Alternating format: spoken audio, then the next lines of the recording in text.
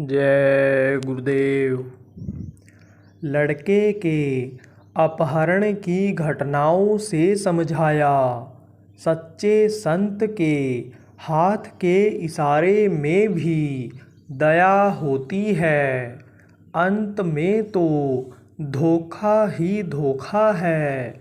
अपना आत्म कल्याण का असला काम जल्दी कर लो। निज धामवासी बाबा जय गुरुदेव जी के आध्यात्मिक उत्तराधिकारी, इस समय के महापुरुष, पूरे समर्थ संत सतगुरु दुख हरता उज्जैन वाले बाबा उमाकांत जी महाराज ने सत्संग संदेश में बताया कि गुरु महाराज के समय की बात है। एक लड़के का अपहरण हो गया था। आगरा का था। गुरु महाराज के पास आए। बताए कि किताब खरीदने गया था, कोई पकड़ ले गया। पकड़ हो गई लड़के की। पकड़ करके दिल्ली पहुंचा दिया उसको। अब गुरु महाराज से फरियाद किया। आया रोया। गुरु महाराज हाथ हिला दिए। फिर क्या होता है देखो। उन अपहरण किए बच्चों की रखवाली के लिए एक दाई थी। वह उस लड़के के चेहरे को देखी। बोली, कितना मासूम लड़का है यह। इसके माता पिता परेशान हो रहे, रो रहे होंगे। धीरे से पूछी, तू जाएगा? लड़का बोला, जाऊंगा। बस किसी तरह से खिड़की खोल करके नीचे उतार दिया उसको। अब वह भाग करके आया। किसी तरह से आगरा पहुंचा। उसके बाद गुरु महाराज के पास लड़के को लाए थे। बताए कि लड़का मिल गया। लड़के ने सब बात बताई। ऐसे दया होती है। यही आपके मध्य प्रदेश की बात है। एक लड़के का भी पकड़ हो गया था और फिरौती का संदेश भी आ गया कि इतना रुपया दो। गुरु महाराज से जाकर कहा कि ऐसे बोल रहा है। गुरु महाराज कुछ नहीं बोले। हमारे सामने की बात है।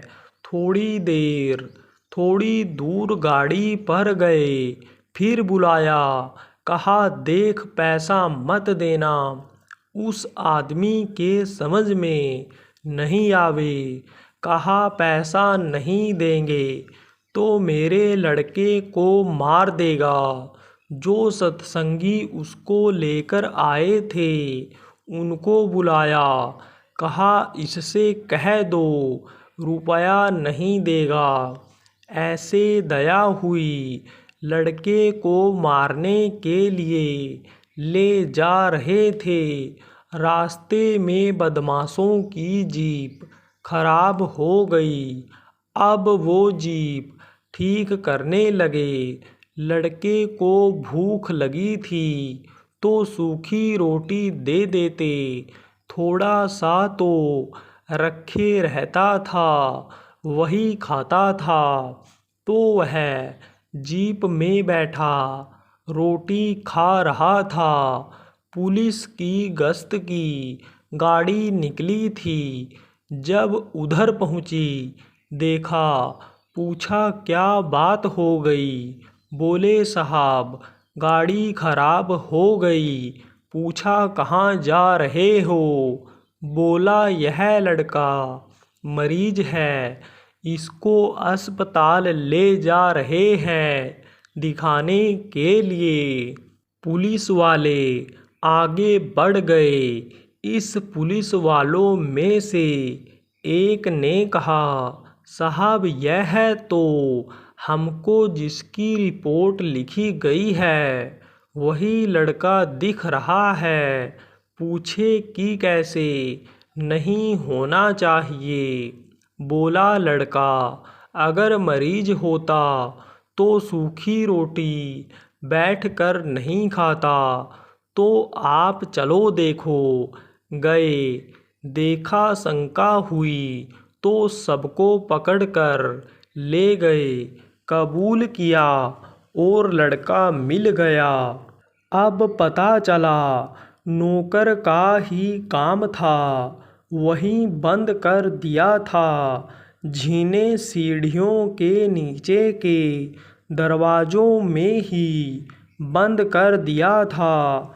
तो कहने का मतलब, जाको राखे साइयाँ, मार सके न कोई, बाल न बाका कर सके, जो जग बैरी होए। अब यह दया प्रेरणा कैसे होती है? यह सब ऊपर से होती है। जिस नाम में ताकत होती है उस नाम का भी असर हो जाता है, क्योंकि यह जगाया हुआ नाम रहता है। मन की बैठक कहाँ होती है?